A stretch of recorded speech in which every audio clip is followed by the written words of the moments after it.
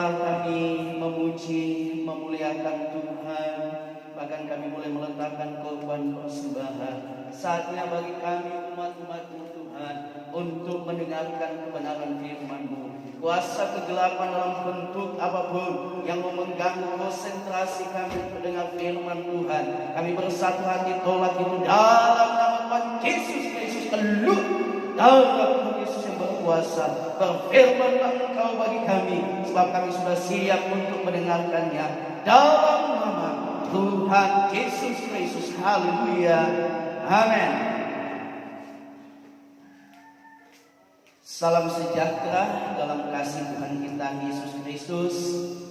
Bapak-bapak, ibu-ibu, saudara-saudari yang terkasih di dalam Tuhan, yang berada di rumah kita masing-masing maupun kita pelayan yang ada di tempat ini, kita bersyukur di mana Tuhan boleh menolong kita, dan secara khusus di mana dalam keberadaan kita pun masih dapat beribadah kepada Tuhan. Mari tidak berlambatan, kita akan segera membaca satu bagian kebenaran firman Tuhan di dalam Mazmur pasal yang ke-60 ayat yang ke-14. Mazmur 60 ayat yang ke-14 dan Yesaya 60 ayat 22. Dua ayat ini akan kita baca. Bapak Ibu yang di rumah kita yang ada di tempat ini, mari kita berdiri. Kita akan baca bersama-sama ya dalam Mazmur 60 ayat yang ke-14. Setelah itu Yesaya 60 ayat yang ke-22. Mazmur 60 ayat 12, 2 ayat yang 14, 2, 3. Dengan Allah akan kita lakukan perbuatan gagah perkasa, sebab Ia sendiri akan menginjak-injak para lawan kita. Yesaya 60 ayat 22, 2, 3. Yang paling kecil akan menjadi kaum yang besar, dan yang paling lemah akan menjadi bangsa yang kuat. Aku, Tuhan, akan melaksanakannya dengan segera pada waktunya. Puji Tuhan, Tuhan memberkati kita sekalian. Dua ayat ini dapat kita tarik satu kesimpulan bahwa bersama Tuhan kita bisa. Ada banyak orang yang berpikir bahwa dirinya adalah orang yang lemah dan tak berdaya. Bahkan ada begitu banyak orang yang berpikir bahwa dia tidak sanggup untuk melakukan tugas dan tanggung jawab dalam kehidupan sehari-hari.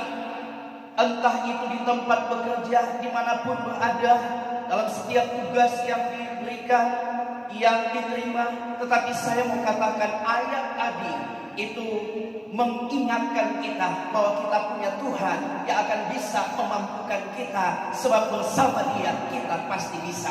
Sebab bagi Tuhan tidak ada perkara yang mustahil. Ada begitu banyak orang juga yang mulai merasa dia bukan siapa-siapa, yang merasa bahwa dia terlalu kecil di antara orang yang lain, tidak bisa berbuat apa-apa, yang menganggap diri bahwa ada yang lebih utama, sehingga hal itu membatasi dia untuk mengoptimalkan apa yang Tuhan telah percayakan dalam kehidupannya. Itu membatasi dia untuk berbuat yang terbaik sesuai dengan kekuatan, kemampuan, kapasitas Tuhan yang Tuhan sudah taruh dalam kehidupannya. Bapak, Ibu, Saudara yang terkasih di dalam Tuhan, kita perlu mengingat bahwa kita ini adalah ciptaan Tuhan yang sangat berharga di matanya. Kalau kita melihat kebenaran firman Tuhan dalam Matius 10 ayat 29 sampai 31, di sana kita bisa menarik satu kesimpulan bahwa Tuhan yang telah membentuk kita tidak perlu takut, tidak perlu khawatir di dalam menjalani kehidupan ini. Dalam keterbatasan kita ada Tuhan yang siap untuk menolong kita. Bagaimana Tuhan menggambarkan kehidupan daripada burung pipit, bagaimana Tuhan menggambarkan rambut yang ada di kepala kita, bahwa tanpa seizin Tuhan itu pun tidak akan jatuh. Burung pipit yang saudara yang kesentuhan digambarkan Tuhan, dia adalah burung yang sangat kecil, tetapi bagaimana Bapa di surga senantiasa memelihara dia. kehidupan kita mungkin tidak sama seperti orang lain. Kemampuan kita, kapasitas kita mungkin berbeda dengan orang lain. Tapi percayalah, ketika Tuhan mempercayakan sesuatu bagi kita lewat siapapun itu, maka Tuhan sendiri yang akan memampukan kita.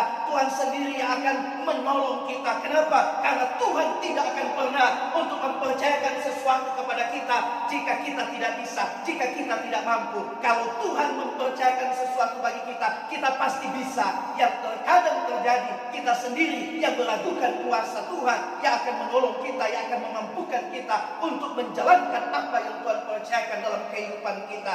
Oleh sebab itu, mari sebagai orang yang percaya kepada Tuhan, yakinlah bahwa bersama Tuhan kita bisa. Ada begitu banyak orang yang berpikir, ini masalah ini saya tidak mampu lagi, ini tantangan ini saya tidak akan bisa melewatinya lagi. Tetapi saya mau katakan, kita masih punya Tuhan yang akan memampukan kita untuk melewati akan semua persoalan, masalah, tantangan yang kita hadapi. Saudara yang kekasih dalam Tuhan, bersama Tuhan tidak ada perkara yang mustahil. Maria berkata dalam pikirannya yang sebagai manusia itu tidak mungkin, tetapi dia melihat bahwa ada Tuhan yang akan memungkinkan hal itu, sehingga dia berkata bahwa bagi Tuhan tidak ada perkara yang mustahil. Haleluya. Tuhan mampu melakukan segala sesuatu melalui kehidupan kita. Bersama Tuhan kita akan bisa. Dengan catatan yang pertama, kita harus menyerahkan hidup kita sepenuhnya kepada Tuhan. Dalam Mazmur pasal yang ke-37 ayat 5 katakan, serahkanlah hidupmu kepada Tuhan dan percayalah kepadanya dan Ia akan berindak. Haleluya. Orang yang menyerahkan hidupnya kepada Tuhan akan melihat bagaimana hidupnya yang bukan siapa-siapa menurut dunia dapat berbuat hal yang luar biasa, dapat melakukan hal-hal perkara-perkara yang luar biasa. Kenapa? Karena hidup kita yang kita serahkan kepada Tuhan, maka di sana Tuhan akan berkarya dalam kehidupan kita, sehingga yang tidak mungkin bagi kita itu bisa menjadi mungkin. Kenapa? Bukan karena kuat dan gagah kita, bukan karena kemampuan, bukan karena kepentingan kita, tetapi semata-mata Tuhan yang ada dalam kehidupan kita, itu yang akan memampukan kita, itu yang akan membuat kita bisa. Haleluya. Dalam Mazmur pasal yang ke-60 ayat yang ke-12 tadi katakan, ayat yang ke-14 tadi katakan bahwa dengan Allah akan kita lakukan perbuatan gagah perkasa, sebab Ia sendiri akan menginjak-injak para lawan kita. Saudara yang kekasih di dalam Tuhan, bagaimana kehidupan daripada Musa yang dipakai Tuhan luar biasa. Awalnya dia berkata, dia berpikir dia orang yang tidak bisa berbuat apa-apa. Dia orang yang tidak akan mungkin melakukan apa yang diperintahkan Tuhan. Dia tidak mungkin menerima tanggung jawab yang diberikan oleh Tuhan. Tetapi kita lihat, ketika dia menyerahkan sepenuhnya kehidupannya kepada Tuhan, mau tunduk pada perintah Tuhan, mau melakukan kehendak Tuhan, maka kita bisa lihat bagaimana Tuhan bisa pakai dia membebaskan umat Israel dari Mesir. Itu hal yang luar biasa. Bagaimana kita melihat bagaimana dia membela, saudara yang kasih dalam Tuhan, Laut Merah hanya dengan sebuah tongkat. Tetapi sekali lagi, bukan karena dia, bukan karena tongkat itu, tapi karena ada Tuhan yang bersama dengan dia. Kalau tanpa Tuhan, maka Musa tidak ada apa-apanya. Tanpa Tuhan, maka tongkat itu pun tidak bisa membelah akan Laut Merah. Tetapi karena ada Tuhan, maka itu bisa terjadi. Makanya saya mengatakan, bersama Tuhan kita bisa. Mari saudara, kita lawan hal-hal yang akan menghambat akan kita untuk melakukan kehendak Tuhan, yang membatasi kita untuk melakukan apa yang Tuhan perintahkan dalam kehidupan kita. Kita punya Tuhan yang akan memampukan kita. Bagaimana Yosua, saudara yang kesal Tuhan, bisa menyaksikan bagaimana tembok Yeriko itu, saudara, bisa roboh. Yosua bisa membawa akan umat Israel masuk ke tanah Kanaan. Saudara, awalnya ketika dia disampaikan untuk mengganti Musa melanjutkan menuntun umat Israel masuk ke tanah Kanaan, Yosua, saudara yang Islam, Tuhan takut. Yosua berpikir dia tidak bisa, sedangkan Musa yang sudah dipakai Tuhan luar biasa seperti itu. Tetapi Tetapi bagaimana umat-umat Tuhan tidak mau mendengarkannya. Saudara, tetapi kita lihat bagaimana ketika Yosua menerima tanggung jawab itu, apa yang dia pikir tidak bisa, apa yang dia pikir tidak mungkin, akhirnya dia bisa lakukan. Dia dapat melakukannya. Kenapa?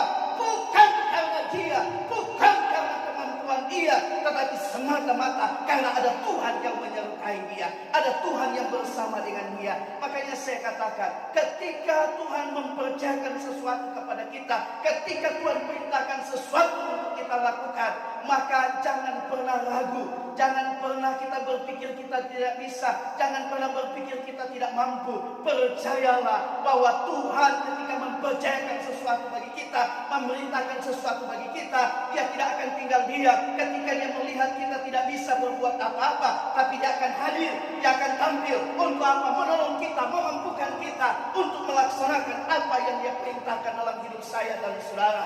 Bagaimana para murid ketika mereka menyeberang sungai Yordan, ketika Tuhan perintahkan, bukan sungai Yordan, danau, saudara yang santuan Galilea, ketika mereka menyeberang danau Galilea, bagaimana kita bisa melihat bahwa ketika mereka berjalan di sana memang ada tantangan yang mereka alami, tapi karena mereka, saudara yang kasih dalam Tuhan, melakukan apa yang Tuhan perintahkan, Tuhan tidak biarkan. Ketika perahu mereka terombang-ambing, ketika badai menghantam perahu mereka, kita bisa lihat bagaimana Tuhan datang menolong mereka, dan mereka bisa melewati danau itu sampai ke Sengkang. Demikian pula saya dan saudara, percayalah bahwa mungkin di mata orang kita tidak seperti mereka, mungkin bagi mereka kita ini tidak punya apa-apa, bagi mereka kita ini orang yang kecil, orang yang lemah. Tetapi saya mau katakan, Tuhan bisa pakai yang kecil untuk melakukan perbuatan yang besar. Tuhan bisa pakai orang yang lemah untuk melakukan pekerjaan yang besar. Kenapa? Karena bukan persoalan orang besar, orang kecil, tetapi persoalan apakah kita siap untuk menerima dan melaksanakan akan setiap tugas dan tanggung jawab yang Tuhan percayakan dalam kehidupan kita. Gideon adalah contoh yang sederhana. Dia bukan orang yang besar, dia bukan juga orang yang terpandang. Dia seorang petani.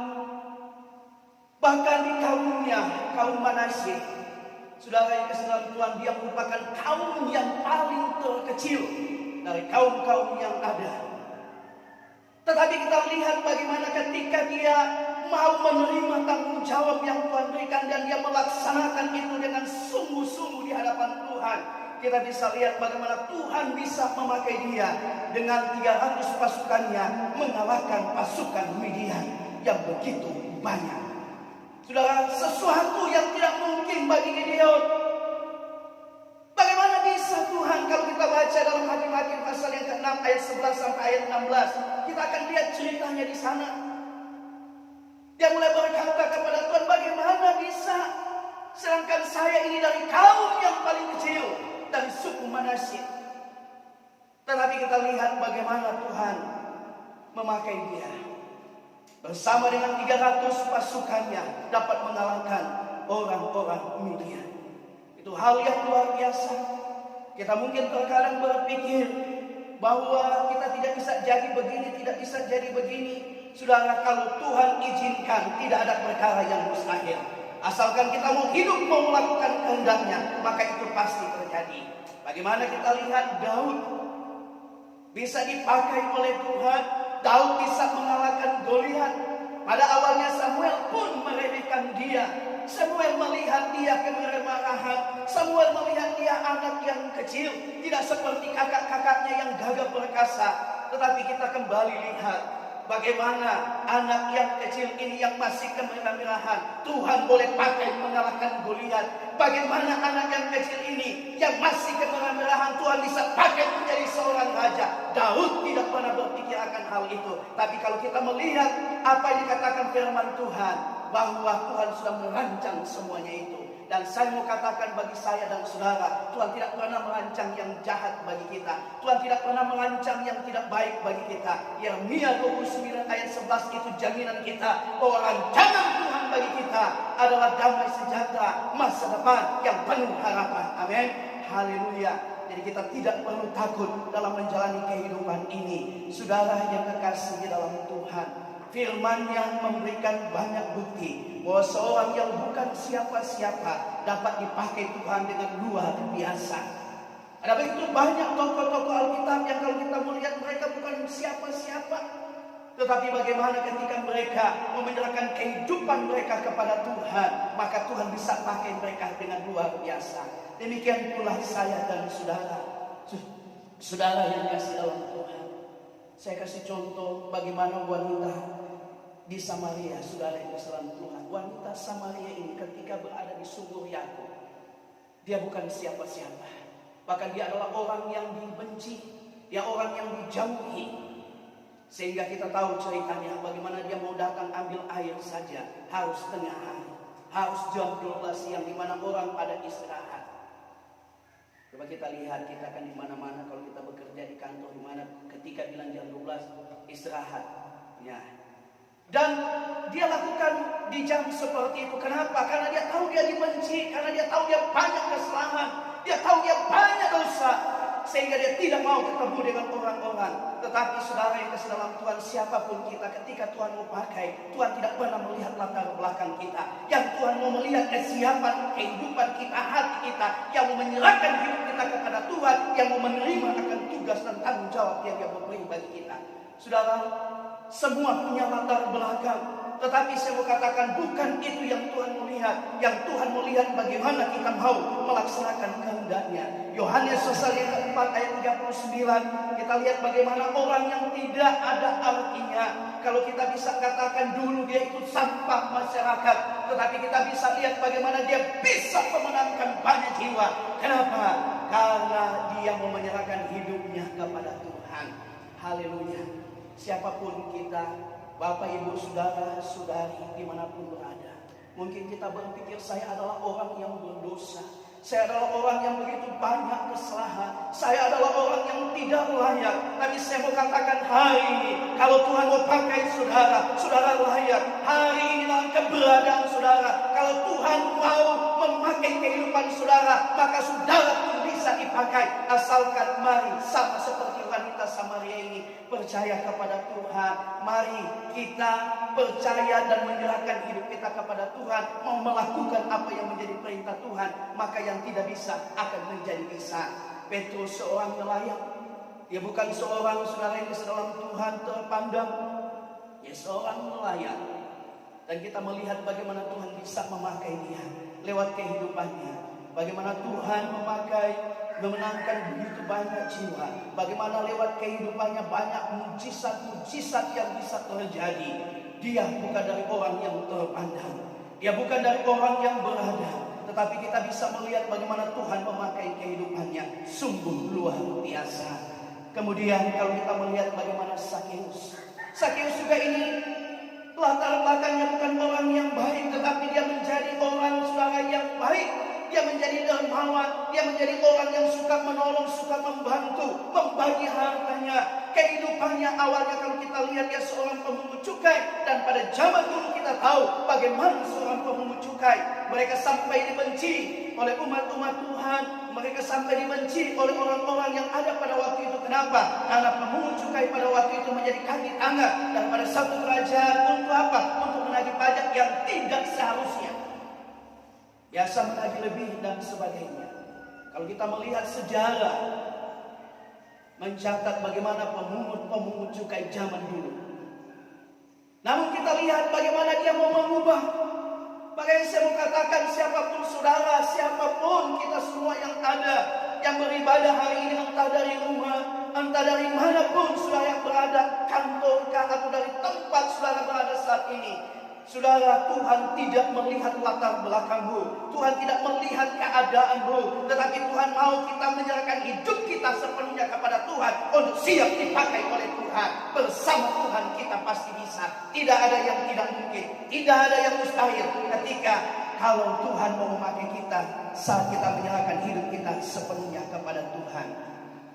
Jika Tuhan bisa menggunakan hal-hal yang kecil untuk melakukan perkara yang besar, percayalah, yakinlah, siapapun kita, walaupun kecil dalam pandangan Tuhan, Tuhan bisa memakai kehidupan kita. Saudara, mungkin kita tidak bisa melakukan hal yang besar menurut manusia. Tetapi mungkin bagi manusia itu sesuatu yang kecil, sesuatu yang mungkin tidak bernilai. Tetapi kita bisa berlutut berdoa untuk keluarga kita. Itu sesuatu yang luar biasa. Lewat doa kita, keluarga kita diberkati. Lewat doa kita sudah melakukan sesuatu yang besar. Tuhan bisa mengubah keluarga kita. Tuhan bisa mengubah keadaan kita. Saudara, luar biasa. Jadi mari kita jangan pernah berpikir bahwa kita tidak bisa berbuat apa-apa. Kita tidak bisa melakukan apa-apa. Karena kita punya Tuhan yang besar. Kemudian yang kedua. Saudara, kalau yang pertama, bersama Tuhan kita bisa, dengan catatan kita harus menyerahkan hidup kita sepenuhnya kepada Tuhan. Yang kedua, jangan pesimis menjalani kehidupan ini. Jangan pesimis. Kenapa? Karena iblis mau memanfaatkan perasaan pesimis itu untuk apa? Menekan kita, untuk meyakinkan kita bahwa memang kita tidak bisa, memang kita tidak bisa berbuat apa-apa, memang kita ini lemah, memang kita tidak berdaya, memang bukan siapa-siapa. Tapi saya mau katakan, mari kita jangan pesimis. Tuhan sudah berjanji, Dia tidak akan pernah biarkan kita. Kehidupan kita di dunia ini seperti sebuah kapal yang berada di tengah laut dalam berlayar. Kalau kita melihat kisah para rasul 7 ayat 14 sampai 15, 18 sampai 20. Bagaimana kehidupan Paulus yang berada di tengah laut. Menggambarkan bagaimana kita yang mengikut Tuhan, perjalanan hidup kita sama seperti berada di tengah laut. Dan saudara, ada waktu kita berlayar, maka danau laut itu tenang, angin itu tenang. Tapi terkadang ketika kita berlayar, badai menerpa perahu kehidupan kita. Waktu angin tenang, kita bisa menikmati pelayaran kita. Bahkan mungkin kita bisa mancing-mancing. Para pelaut kalau ada di kapal ketika lagi tenang dalam pelayaran, maka mereka memanfaatkan waktu itu untuk apa? Untuk memancing ikan. Tapi kalau datang badai, mereka tidak bisa melakukan itu.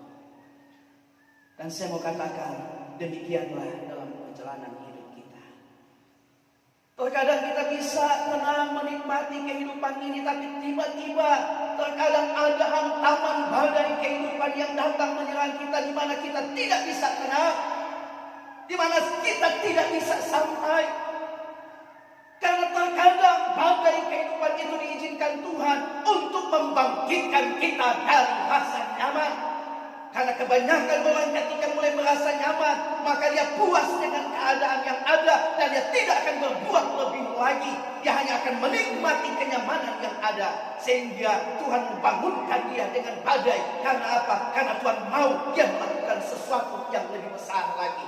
Tuhan mau dia tidak puas dengan keadaan yang ada, tetapi dia terus bergerak. Karena hidup ini terus berjalan dan ada kepercayaan besar yang Tuhan mau taruh dalam kehidupan kita. Sama seperti saudara yang dalam Tuhan Elia.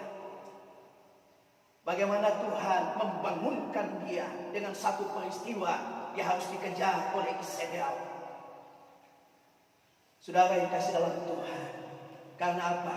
Dalam pertemuannya di padang gurun, Tuhan berkata, masih ada pekerjaan besar yang engkau harus lakukan. Jadi ketika kita menghadapi badai kehidupan, yang harus kita buat, yang harus kita lakukan, bukan harus takut menghadapinya, bukan harus khawatir menghadapinya. Yang harus kita lakukan, di mana kita menyerahkan sepenuhnya kehidupan kita kepada Tuhan dan berpikir yang positif, jangan pesimis, berpikir yang positif bahwa kita mampu melewatinya.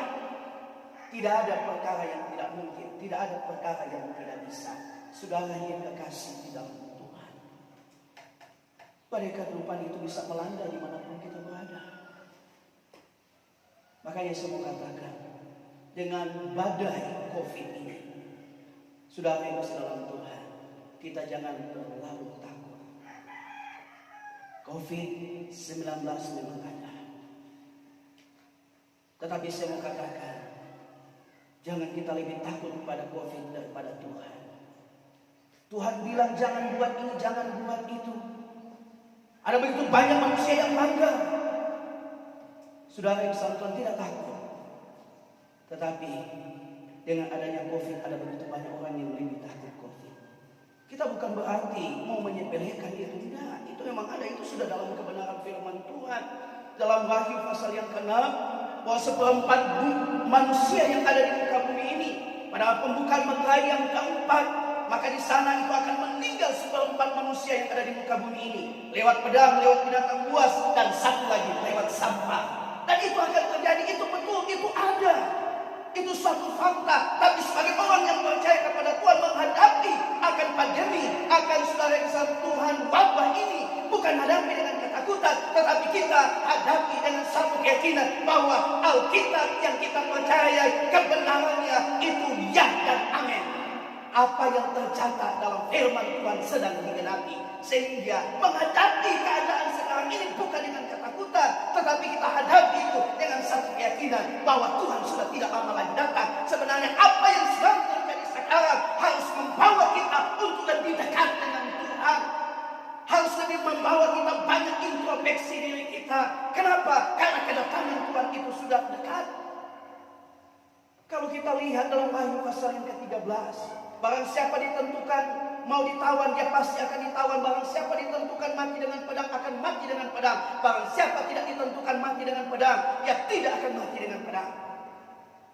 Saudara, jadi saya mau katakan bahwa mau kita ada dimanapun, mau bersembunyi bagaimanapun, kalau Tuhan mau pakai pedang untuk ajalnya kita, maka itu akan kita alami. Kita mau bersembunyi bagaimanapun. Karena saya mau katakan begini, persoalan kita mati itu bukan persoalan nanti sakit, enggak. Kita sehat-sehat pun bisa. Makanya saya mau katakan, mari saudara yang salam Tuhan, kita perlu waspada, tapi jangan takut yang berlebihan. Saya kasih contoh yang gampang. Ketika pemerintah sudah izinkan kita beribadah di gereja dengan protokol kesehatan, ada begitu banyak orang yang lebih berani dia ke pasar daripada ke gereja. Ada begitu banyak orang dia berani ke toko, dia berani ke pasar daripada ke gereja. Padahal ke gereja kita mau datang sama Tuhan, Tuhan yang akan memberikan perlindungan bagi kita. Dan ini fakta yang sedang terjadi. Orang lebih takut corona daripada Tuhan. Beda kalau memang pemerintah sudah atur jangan dulu, ya jangan. Tetapi bagaimana saudara yang kasih dalam Tuhan, kita mau melakukan kehendak Tuhan, mau meyakini bahwa kita punya Tuhan yang besar, kita punya Tuhan yang perkasa, bahwa kehidupan kita itu ada di dalam tangan Tuhan. Asalkan seperti waktu yang lalu saya katakan, sudah tahu-tahu kita lagi, saudara yang selalu Tuhan mencobai Tuhan, sudah tahu truk datang di jalan raya, berdiri di tengah jalan. Sudah tahu kita lagi tensinya naik. Oh, ada babi guling hantam, tidak ada aturannya. Ya, itu cara pencobaan. Kalau stroke dan sebagainya, ya jangan salahkan Tuhan. Tapi saya mau katakan, saudara yang kasih dalam Tuhan, apapun yang terjadi dalam kehidupan kita, kalau itu seizin Tuhan, Tuhan punya rancangan yang terbaik bagi kita. Tuhan tidak akan pernah biarkan. Sesuatu yang terjadi dalam kehidupan kita, Tuhan mau pakai untuk apa? Untuk kita juga bisa melayani orang-orang lain, menjadi kesaksian bagi orang lain. Kenapa? Karena bukan hanya kita yang akan mengalami hal yang sama. Amin. Ada begitu banyak orang yang akan mengalami hal yang sama. Dan kalau Tuhan izinkan kita alami terlebih dahulu, yang penting kita percaya bahwa Tuhan akan menolong kita. Kita tetap hidup di dalam Tuhan. Ketika kita keluar dari semuanya itu, maka kita bisa menjadi kesaksian bagi mereka yang mengalami hal yang sama. Oleh karenanya, saudara yang kasih dalam Tuhan, mari saya katakan, kehidupan kita sesulit apapun kita percayalah bahwa kita mampu melewatinya. Hari ini mungkin ada lagi yang putus asa. Siapapun yang lagi mengikut ibadah ini, mungkin ada yang mulai kecewa, ada yang mulai berpikir bahwa tidak mungkin melewati persoalan hidup. Terlalu banyak masalah yang dialami. Mari saya mau katakan, kita masih punya Tuhan yang mampu menyelesaikannya. Asalkan hidup di dalam Dia. Makanya Paulus katakan Filipi pasal 4 ayat yang ke-13, kunci dia mampu menghadapi segala sesuatu, dia dapat melaksanakan segala sesuatu. Itu bukan karena kuat dan gagahnya, tapi semata-mata karena Tuhan yang ada di dalam kehidupannya. Dia katakan begini, segala perkara dapat kutanggung di dalam Dia yang memberi kekuatan kepadaku. Jadi ingat, tanamkan di hati kita bahwa segala perkara dapat kita tanggung. Jadi tidak ada perkara yang tidak bisa kita tanggung. Bersama Tuhan kita bisa. Jadi saudara yang kasih dalam Tuhan, jangan ikut-ikutan dengan orang-orang yang lain yang memikirkan bahwa sudah tidak ada pengharapan dan akhirnya mengakhiri jalan hidupnya dengan cara yang tidak sesuai kebenaran firman Tuhan. Jangan, kita punya Tuhan, kita bisa. Percayalah Tuhan akan memampukan kita. Percayalah Tuhan tidak akan meninggalkan kita. Haleluya.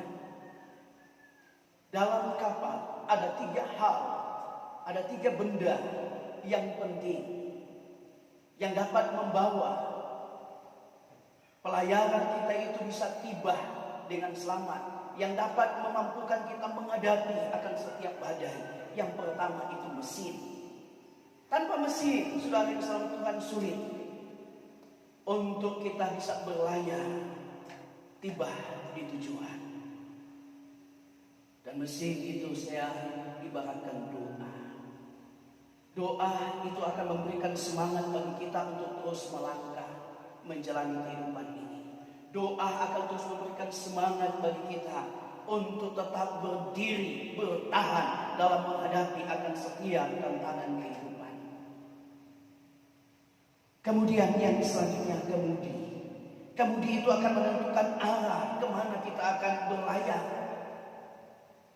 Kalau kita mau ke arah barat, maka kemudi harus ke arah barat, maka kita akan sampai ke arah barat. Tapi kalau kemudi ke arah timur, tidak akan mungkin kita sampai ke arah timur. Ke arah barat, dia akan sampai ke arah timur. Dan kemudi itu bisa mengatakan firman Tuhan. Mazmur pasal yang 119 ayat 105 katakan, firman itu pelita bagi kakiku dan terang bagi jalanku. Firman itu akan menuntun kehidupan kita ke arah yang Tuhan inginkan. Firman Tuhan itu akan menuntun kita kepada kehidupan yang kekal. Dan yang selanjutnya itu jangka atau saut. Berbicara pengharapan. Bagaimana jangka ketika dilemparkan. Sudah badai boleh datang, tetapi perahu tidak akan kemana-mana. Kapal tidak akan kemana-mana. Boleh saja dia terombang ambing di sana, tetapi dia tidak akan bergeser jauh kemana-mana. Kenapa? Karena ada jangka yang menahan kapal itu. Tapi kalau kapal yang tidak ada jangka, kemana angin bawa dia akan terseret ke sana. Pengharapan kita, Alkitab katakan itu tidak mengecewakan. Pengharapan kita itu di dalam Tuhan menghadapi badai. Percayalah kita punya Tuhan yang mampu menolong kita. Percayalah kita akan mampu melewatinya karena Tuhan akan bersama dengan kita. Tuhan tidak akan biarkan kita. Hari ini ada begitu banyak persoalan hidup yang terjadi dalam kehidupan kita. Mari milikilah pengharapan di dalam Tuhan. Karena pengharapan di dalam Tuhan tidak akan mengecewakan. Hiduplah di dalam Dia, lakukanlah kehendaknya, maka Tuhan akan menolong kita. Saudara, jangan pernah berpikir bahwa kita ini lemah. Jangan pernah berpikir bahwa kita ini tidak berguna. Jangan pernah berpikir bahwa kita ini tidak bisa berbuat apa-apa. Jangan pernah berpikir bahwa kita tidak mampu, karena bersama Tuhan kita bisa. Maukah hidup kita yang lemah ini? Ini pertanyaan, maukah hidup kita yang lemah ini? Yang kecil, yang biasa, sudah bersama Tuhan, diserahkan ke dalam tangan Tuhan yang besar, sehingga kita mampu melakukan perkara-perkara yang besar. Kita kecil, tapi kalau sudah di tangan Tuhan, maka kita mampu melakukan perkara yang besar. Kesimpulan dari firman Tuhan, apapun yang dipercayakan dalam kehidupan kita, percayalah kita bisa melakukannya. Bukan dengan kuat dan gagah kita, tetapi bersama Tuhan kita bisa. Apapun tantangan yang sedang kita alami saat ini, yakinlah kita mampu melewatinya. Kita bisa keluar sebagai pemenang. Kenapa? Karena ada Tuhan yang bersama dengan kita, maka kita bisa. Tuhan memberkati kita sekalian dengan firman-Nya, dan mari kita tunduk kepala, kita berdoa. Terima kasih Tuhan untuk kebenaran firman. Kami bersyukur untuk semua anugerah. Biarlah apa yang sudah kami dengar itu tertanam di tanah hati kami yang sungguh, dan kami dapat melakukan dalam hidup kami selama kami ada di muka bumi ini. Meneguhkan, menguatkan kami bahwa kalau bersama dengan Tuhan, kami bisa, kami cakap untuk melakukan perkara-perkara yang besar. Terpujilah nama-Mu Tuhan. Saatnya kami mau menyembah Engkau. Saatnya kami mau memberi yang terbaik bagi Engkau. Kuasa kegelapan yang mengganggu kami menyembah Engkau, kami tolak, kami patahkan kuasanya. Dalam nama Tuhan Yesus Kristus, keluar dalam nama Yesus yang berkuasa. Kurindukan terhadap besar. Kami siap menyembah Tuhan, kami siap memberi yang terbaik dalam nama